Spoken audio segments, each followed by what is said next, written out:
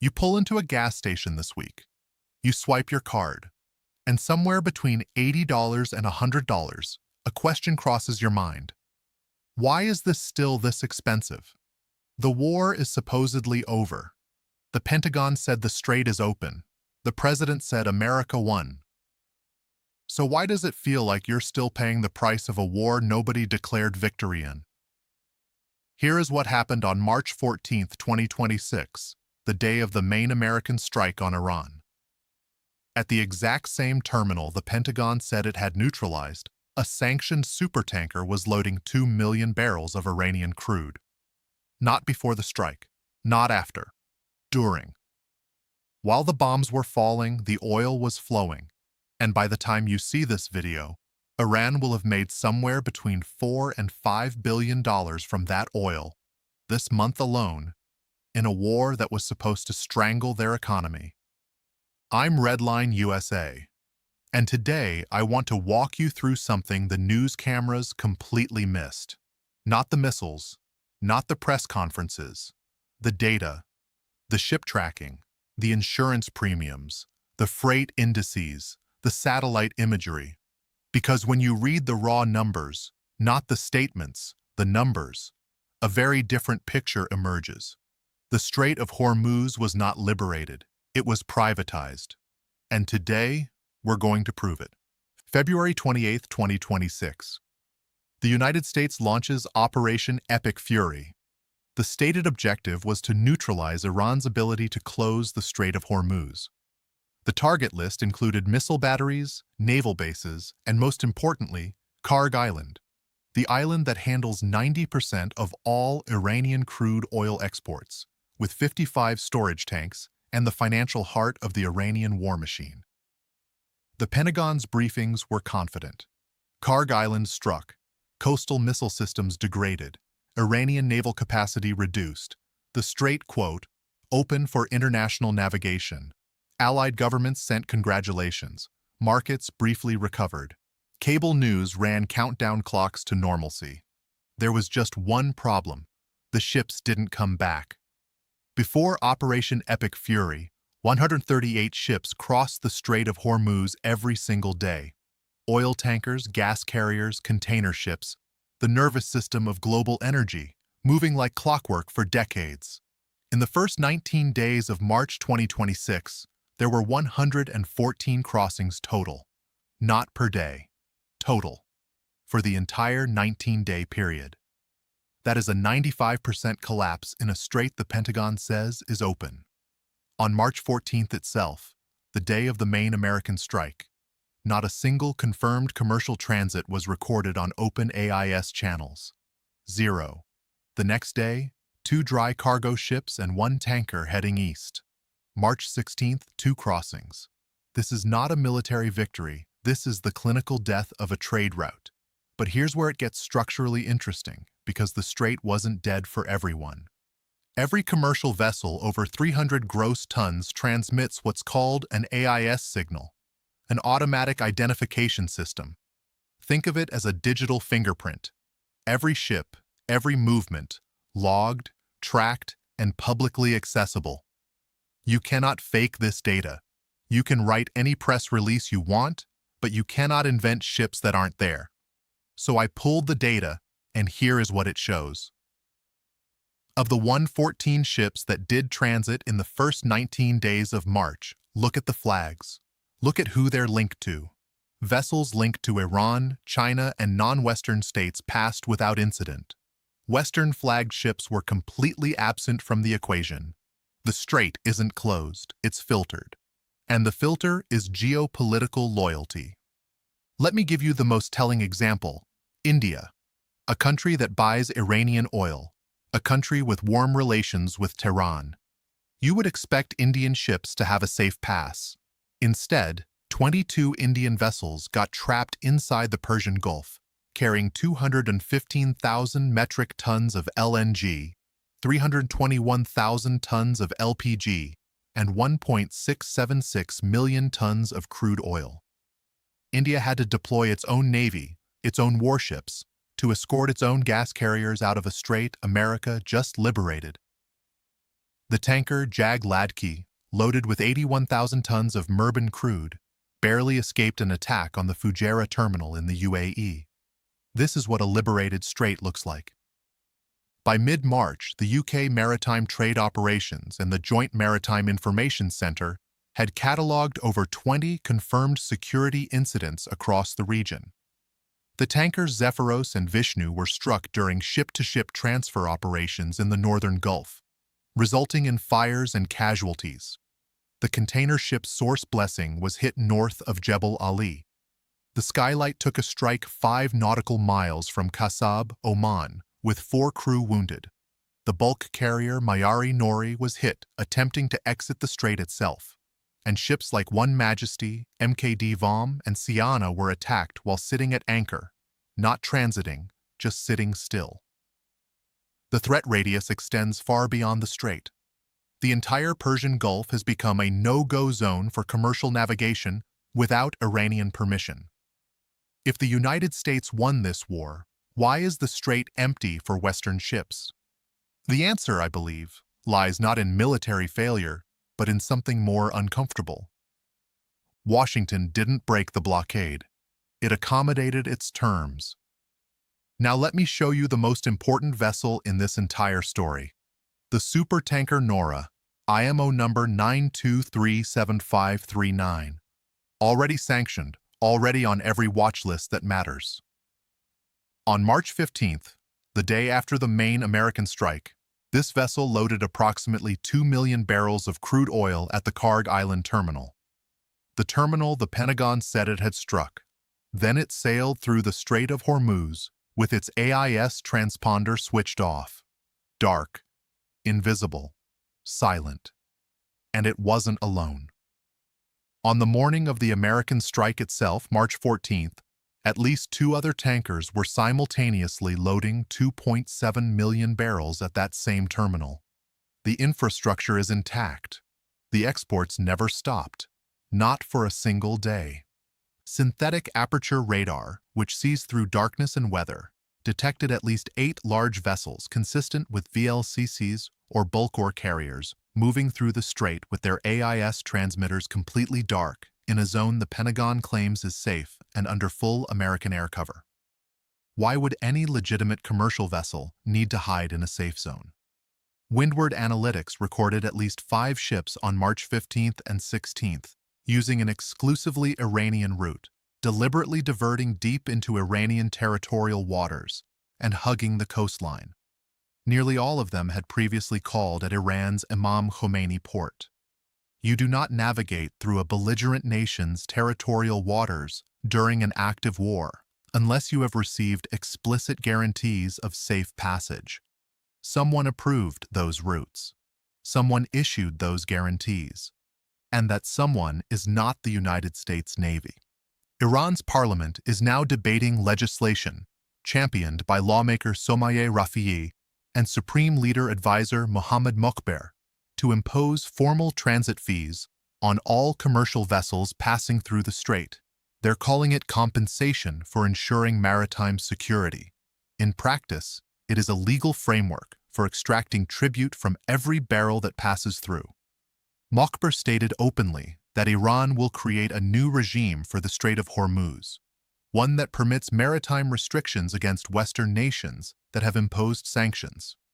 This converts the strait from international waters into Iran's fiscal checkpoint, de facto privatization, now being written into law. Capital is the most cynical analyst on earth. It doesn't care about press conferences. It doesn't salute flags. It prices risk. And right now, Capital is telling a very different story from the Pentagon. Since February 28th, Iran has exported between 16 and 24 million barrels of oil, with daily throughput of 1.5 to 1.6 million barrels, nearly matching their 2025 average of 1.7 million. That is roughly $140 million a day, $4 to $4.5 billion a month, from a country whose economy was supposedly annihilated. Before this war, Brent traded in the 70s. Iran was realizing maybe $65 to $68 a barrel after sanctions discounts. Today, Brent is above $100, spiking to $106, $108, touching $120 in volatility bursts. Even with a $10 to $15 sanctions discount, Iran is realizing $90 to $95 per barrel. The war made Iran richer. Full stop. The Shadow Fleet has evolved in real time during this conflict. The organization United Against Nuclear Iran tracked an unprecedented wave of flag changes mid-conflict. The vessel Syrianthe operating under a false flag.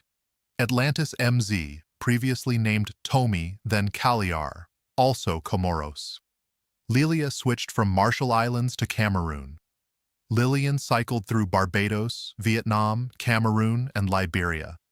These are not administrative errors. These are evasion protocols executed under fire. On March 3rd, the Russian tanker MV Trust conducted what analysts call a semi-dark ship-to-ship transfer in Omani territorial waters, rerouting from Hamria in the UAE specifically to avoid the strait and transferring sanctioned crude to a vessel broadcasting no AIS signal. The entire transaction invisible to conventional monitoring. The Shadow Fleet doesn't fear the U.S. Navy. It routes around it the same way internet traffic routes around a broken node. Before the war, the additional insurance premium for a ship entering the Persian Gulf was 0.15 to 0.25% of the vessel's insured hull value, the baseline cost of doing business in a tense but functional waterway. After Operation Epic Fury, premiums for so-called neutral vessels jumped to 0.8 to 1.5%.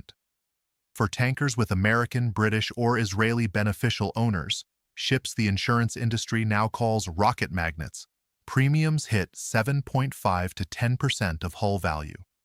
A typical 5-year-old VLCC, a very large crude carrier, is valued at approximately $138 million. At a 10% war risk premium, a single 7-day transit through the strait costs $13.8 million in insurance alone. For context, during the Iran-Iraq tanker war of the 1980s, when hundreds of ships were actually being hit, premiums never reached this level. Today, with far fewer confirmed hits, Western operators are paying double the historical worst case. Every major P&I club, Guard, Skuld, North Standard, London P&I, American Club, has issued cancellation notices for standard war coverage in Iranian and Gulf waters. Each voyage must now be individually negotiated at punitive rates. For Western operators, the math is terminal. The voyage doesn't make money.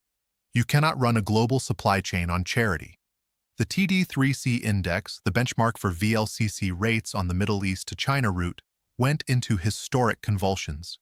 Daily earnings spiked to $424,000 per day in early March.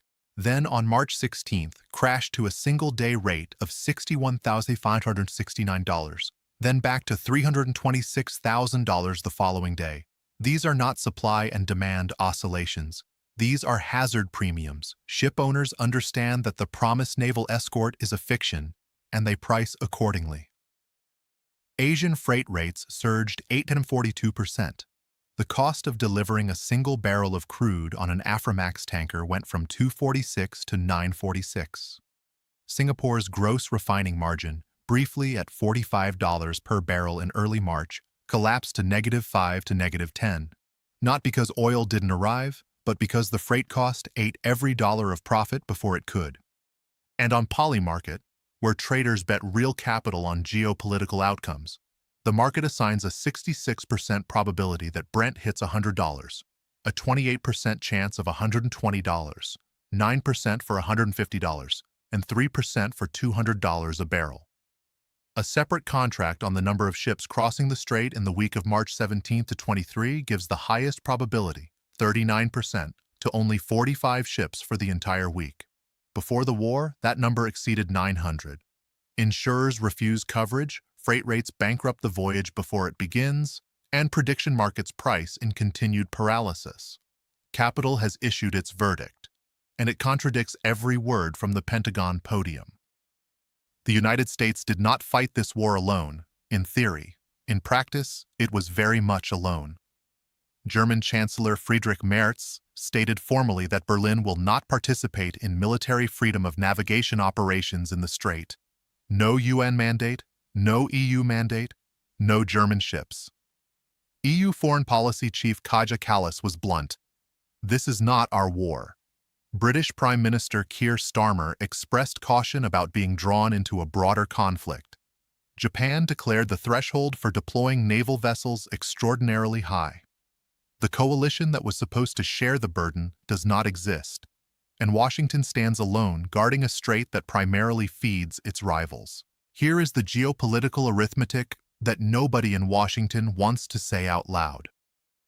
The United States Navy is patrolling a strait through which discounted oil flows freely to China and India, while European, British, and Japanese ships cannot enter because Lloyd's charges them $14 million per transit.